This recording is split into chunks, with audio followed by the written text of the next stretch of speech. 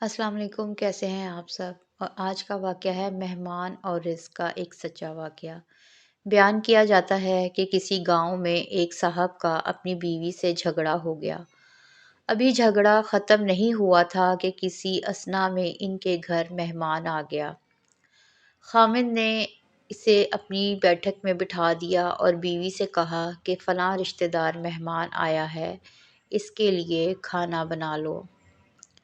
وہ ابھی غصے میں تھی، کہنے لگی، نہ تمہارے لیے کھانا ہے اور نہ تمہارے مہمان کے لیے۔ وہ بڑا پریشان ہوا کہ لڑائی تو ہماری اپنی ہے، اگر رشتہ دار کو اس بات کا پتہ چل گیا تو خواہ مخواہ خاندان میں بات ہوگی اور خواری الگ سے ہوگی، لہٰذا خاموشی سے آ کر مہمان کے پاس چپ چاپ بیٹھ گیا۔ اتنے میں اسے خیال آ گیا کہ چلو، بیوی اگر روٹی نہیں پکاتی تو سامنے والے ہمارے ہمسائے بہت ہی اچھے لوگ ہیں، میں انہیں ایک مہمان کا کھانا پکانے کے لیے کہہ دیتا ہوں۔ چنانچہ وہ ان کے پاس گیا اور کہنے لگا کہ بیوی کی طبیعت آج کچھ خراب ہے، لہٰذا آپ ہمارے مہمان کے لیے کھانے کا انتظام کر دیں۔ انہوں نے کہا، ٹھیک ہے۔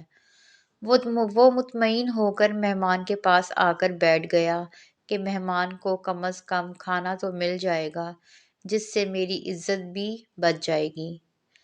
تھوڑی دیر بعد مہمان نے کہا کہ ذرا ٹھنڈا پانی تو لا دیجیے۔ وہ اٹھا کہ گھڑے کا ٹھنڈا پانی لاتا ہوں۔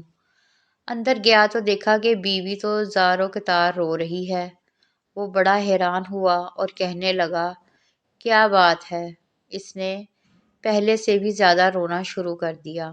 کہنے لگی، مجھے بس معاف کر دیں۔ اس کے خامند نے کہا کہ بتاؤ تو صحیح، آخر تمہارے رونے کی وجہ کیا ہے؟ تم ایسے کیوں رو رہی ہو؟ بیوی نے کہا کہ پہلے مجھے معاف کر دیں، پھر میں آپ کو اپنی بات سناؤں گی۔ خیر، اس نے کہہ دیا کہ جو لڑائی جھگڑا ہوا ہے میں نے وہ دل سے نکال دیا اور تمہیں معاف کر دیا۔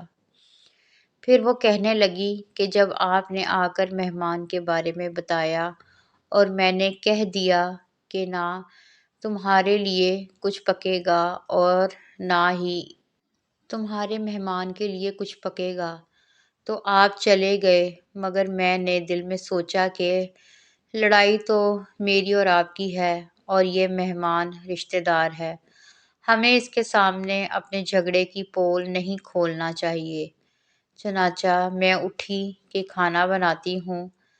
جب میں باورچی خانے میں گئی تو میں نے دیکھا کہ جس بوری میں ہمارا آٹا پڑا ہوتا ہے، ایک سے سفید لباس شخص اس بوری میں سے آٹا نکال رہا ہے۔ میں یہ منظر دیکھ کر سہم سی گئی۔ وہ مجھے کہنے لگا کہ اے خاتون، پریشان نہ ہو، یہ تمہارے مہمان کا حصہ ہے جو تمہارے آٹے میں شامل تھا۔ اب چونکہ یہ ہمسائے کے گھر میں پکنا ہے، اس لیے وہی آٹا لینے کے لیے میں یہاں آیا ہوں۔ اس واقعے سے ثابت ہوتا ہے کہ مہمان بعد میں آتا ہے، جبکہ اللہ تعالیٰ اس کا رزق پہلے بھیج دیتا ہے۔ یہ واقعہ کتاب خطبات فقیر سے ماخوذ کیا گیا ہے۔ اگر آپ کو یہ واقعہ اچھا لگا ہو تو ویڈیو کو لائک کریں اور چینل کو سبسکرائب کریں۔ اللہ حافظ۔